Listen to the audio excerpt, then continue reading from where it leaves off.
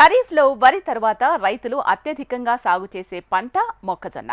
అలాంటి మొక్కజొన్న పంటకు ఇప్పుడు వాతావరణ పరిస్థితులు సరిగ్గా లేక చీడపీడలకు గురవుతున్నారు. మరి అలాంటి పురుగుల బారిన పడకుండా ఈ సీజన్లో మక్క రైతులు పాటించాల్సిన యాజమాన్య పద్ధతులపై శాస్త్రవేత్త అనూష గారి సూచనలను తెలుసుకుందాం. మొక్కజొన్న పంట ఖరీఫ్ సీజన్లో రైతులకు అధిక ఆదాయాన్ని అందించే ప్రధాన ధాన్య పంట. అయితే వాతావరణం తేమగా ఉండటం, అధిక ఉష్ణోగ్రతలు, అధిక వర్షపాతం వంటి పరిస్థితుల్లో పలు రకాల చీడపీడలు పంటపై దాడి చేస్తాయి. వీటిని సమయానికి గుర్తించి నియంత్రించకపోతే పంట దిగుబడిలో తీవ్ర ప్రభావం చూపే అవకాశం ఉంది. ఇందులో ఆకు మధ్యలో రంధ్రాలు, కత్తిరించినట్లు కనిపించే మచ్చలతో పాటు చిన్న మొక్కల కాండం మధ్యలో చేరి పంటను నాశనం చేస్తాయి. స్టెమ్ బోరర్ సమస్యలతో కాండాన్ని తొలిచివేస్తాయి. వీటికి రైతులు ముందస్తుగా నివారణ చర్యలు చేపట్టాల్సిన అవసరం ఉంటుంది.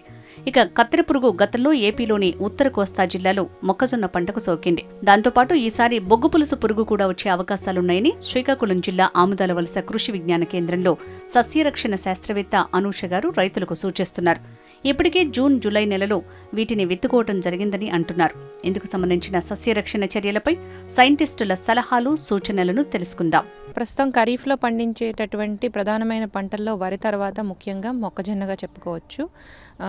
ఉత్తర కోస్తా జిల్లాల్లో ప్రస్తుతం మొక్కజొన్న జూన్, జూలై నెలల్లో విత్తుకోవటం అనేది జరిగింది. ఇప్పుడు ఈ విత్తుకునేటప్పుడు కానీ ఇంకా విత్తుకునే వాళ్ళు కానీ ఈ మొక్కజొన్న సాగులో కొన్ని యాజమాన్య పద్ధతులు పాటించటం వలన, కొన్ని మెలకువలు పాటించటం వలన అధిక దిగుబడులను సాధించవచ్చు. అలాగే పురుగు తెగుళ్ళ తాలూకు ఉధృతిని కూడా తగ్గించుకునేటటువంటి అవకాశం ఉంటుంది.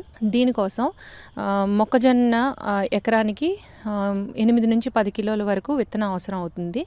ఈ విత్తనానికి ఖచ్చితంగా విత్తన శుద్ధి చేసి నాటుకోవాలి.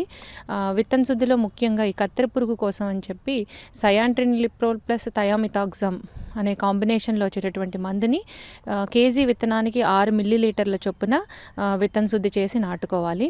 అదేవిధంగా ఈ మొక్కజొన్న పండిస్తున్నటువంటి రైతుల్లో ప్రధానంగా ఉన్నటువంటి సమస్య ఈ మధ్య బొగ్గుకుళ్ళు తెగులు లేదా ఎండు తెగులు కింద చెప్పవచ్చు.